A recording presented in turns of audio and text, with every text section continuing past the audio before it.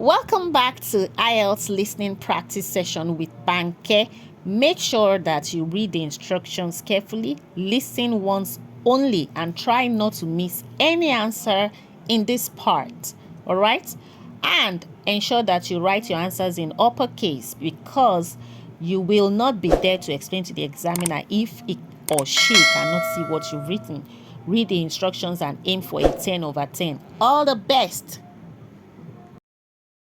Wait a minute before you take today's challenge. I want you to know that you can pass IELTS at first attempt only, whether you're taking the general training or the academic training, whether you're sitting with British Council or with MODIDP. The best thing you can do for yourself is to prepare before you go in to take the test. So do not let anyone tell you that it is not possible to write IELTS and pass it once. And if you've written it before, you want to write it the second time, the third time, no matter how many times you've written it before, make sure you follow diligently with taking the practice tests on this channel. If you just join in today, you're welcome. You are powerfully welcome in the name of the Lord. And if this is your first time coming in, please make sure you subscribe. Let's go. Cambridge English, IELTS 11, Tests 1 to 4. Published by Cambridge University Press and Cambridge English Language Assessment 2016. This recording is copyright. CD 2. Test 3. You will hear a number of different recordings, and you will have to answer questions on what you hear. There will be time for you to read the instructions and questions, and you will have a chance to check your work. All the recordings will be played once only. The test is in 4 sections. At the end of the test, you will be given 10 minutes to transfer your answers to an answer sheet. Now turn to Section 1. Section 1.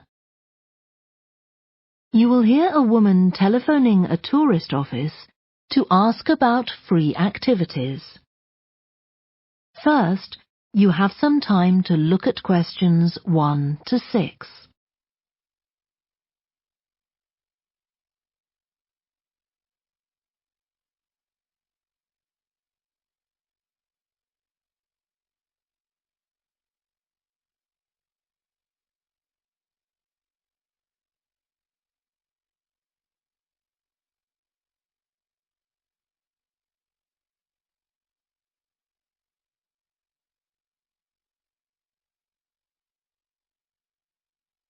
You will see that there is an example that has been done for you.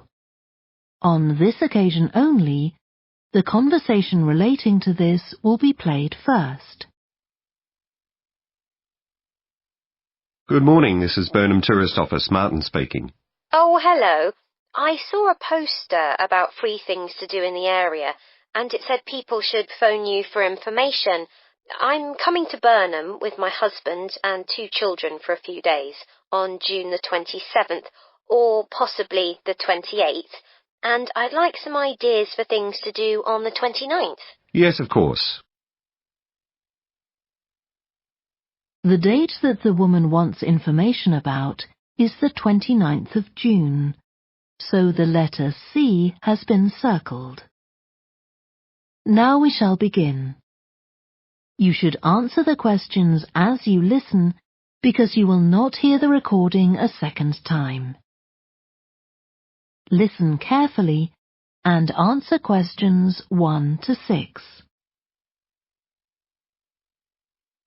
Good morning, this is Burnham Tourist Office, Martin speaking. Oh, hello. I saw a poster about free things to do in the area, and it said people should phone you for information.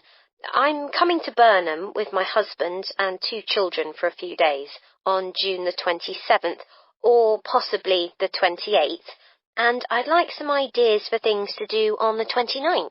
Yes, of course. OK. Then let's start with a couple of events especially for children. The art gallery is holding an event called Family Welcome that day, when there are activities and trails to use throughout the gallery. That sounds interesting. What time does it start?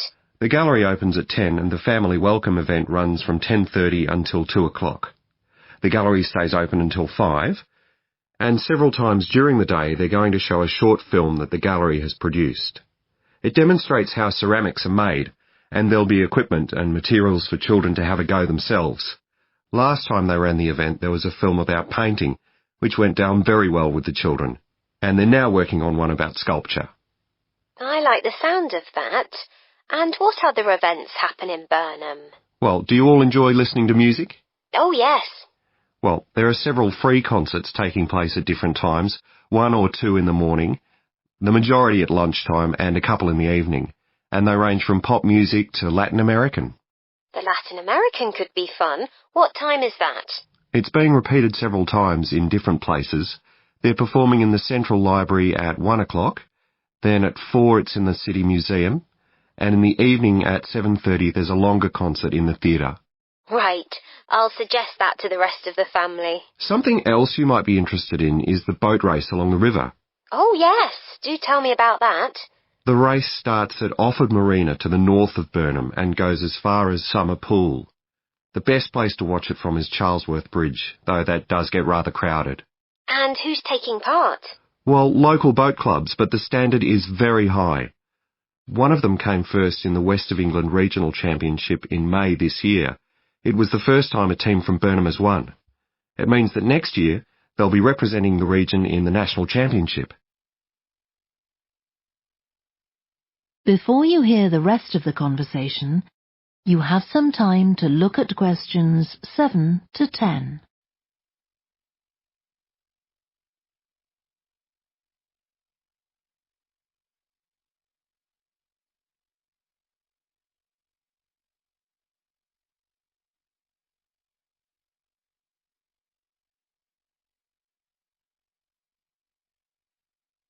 Now listen and answer questions 7 to 10. Now, I've heard something about Paxton Nature Reserve. It's a good place for spotting unusual birds, isn't it? That's right, throughout the year. There is a lake there as well as a river, and they provide a very attractive habitat. So it's a good idea to bring binoculars if you have them. And just at the moment you can see various flowers that are pretty unusual. The soil at Paxton isn't very common. They're looking good right now. Right.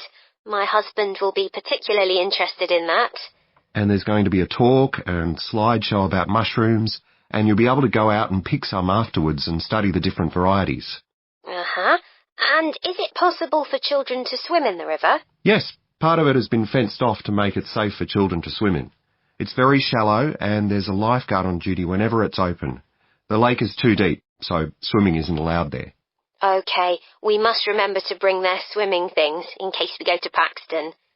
How long does it take to get there by car from Burnham? About 20 minutes, but parking is very limited, so it's usually much easier to go by bus, and it takes about the same time. Right. Well, I'll discuss the options with the rest of the family. Thanks very much for all your help. You're welcome. Goodbye. Bye. That is the end of section 1. You now have half a minute to check your answers. Section 2. You will hear a talk given by a woman called Shona Ferguson about changes in a town called Barford. First, you have some time to look at questions 11 to 15.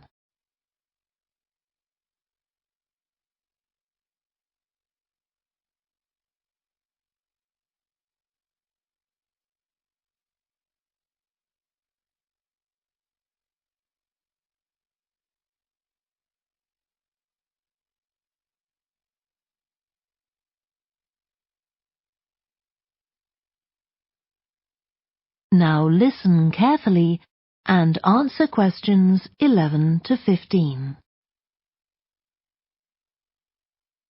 First of all, let me thank you all for coming to this public meeting to discuss the future of our town. Our first speaker is Shona Ferguson from Barford Town Council. Shona. Thank you.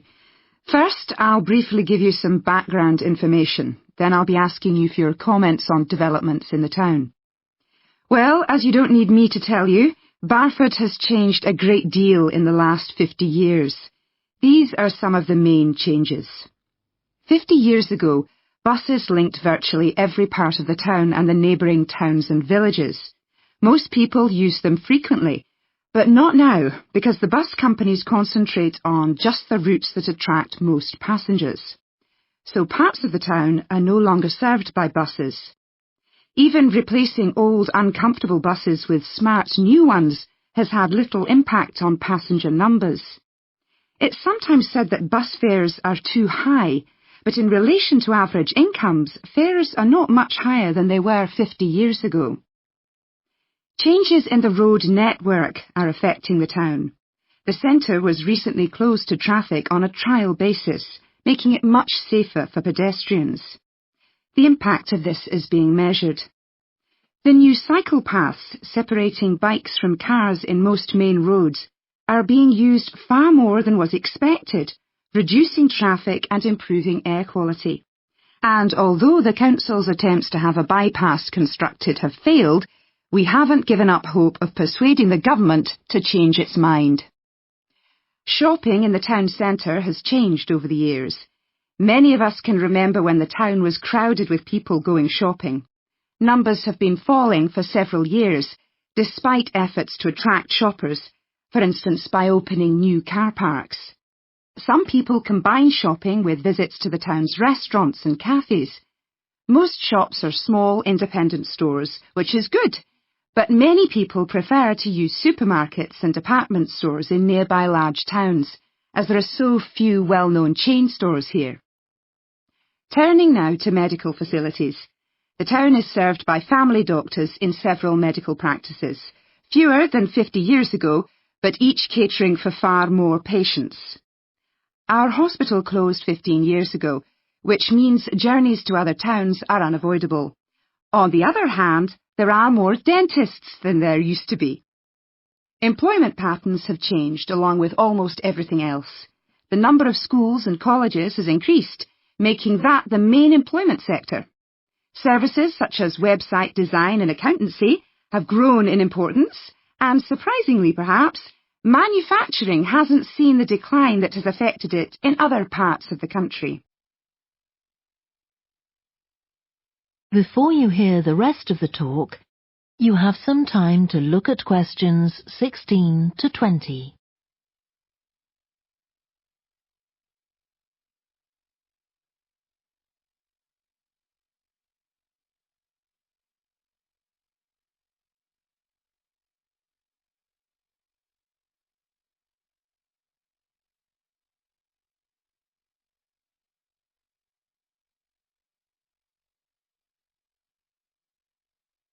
Now listen and answer questions 16 to 20. Now I'll very quickly outline current plans for some of the town's facilities, before asking for your comments. As you'll know if you regularly use the car park at the railway station, it's usually full. The railway company applied for permission to replace it with a multi-storey car park, but that was refused. Instead, the company has bought some adjoining land, and this will be used to increase the number of parking spaces. The Grand, the old cinema in the High Street, will close at the end of the year and reopen on a different site. You've probably seen the building under construction.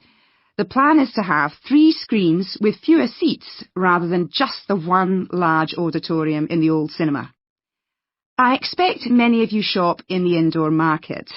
It's become more and more shabby looking, and because of fears about safety, it was threatened with demolition.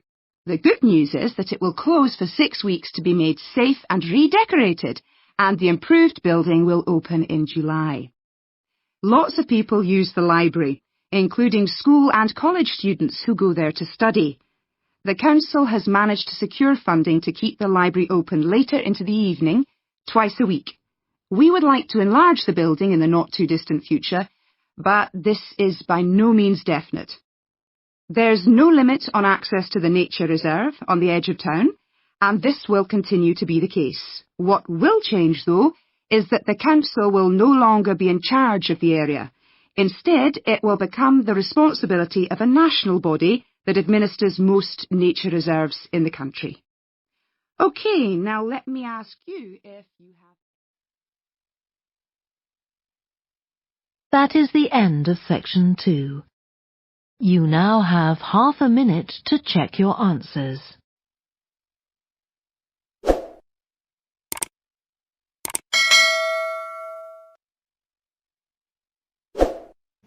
Now leave a comment below to let me know what you score.